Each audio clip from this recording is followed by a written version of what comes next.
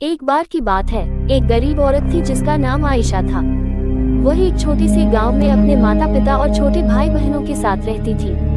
उसके पिता एक किसान थे, लेकिन खेत बहुत उपजाऊ नहीं था और वे अक्सर किसी तरह का गुजारा करते थे। आयशा एक बुद्धिमान और जिज्ञासु लड़की थी। वह अपने आसपास की दुनिया के बारे में जानना पसंद करती थी।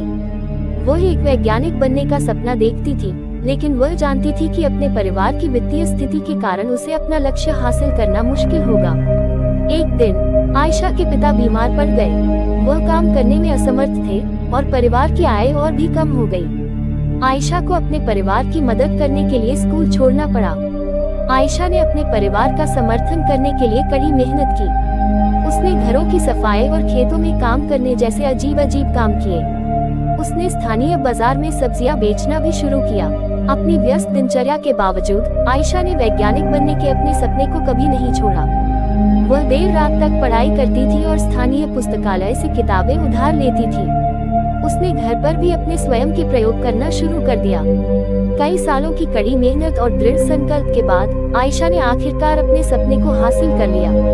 वह विश्वविद्यालय में दाखिला लिया और वैज्ञानिक बन गई। उन्होंने विज्ञान के क्षेत्र में महत्वपूर्ण योगदान दिया। इस कहानी की सीख: आयशा की कहानी हम सभी के लिए एक प्रेरणा है। ये दिखाता है कि अगर हम अपने दिमाग में रखते हैं और अपने सपनों को कभी नहीं छोड़ते हैं तो कुछ भी संभव है। ये भी दिखाता है कि हमारे जुनून का पालन करना महत्वपूर्ण है, भले ही यह मुश्किल हो।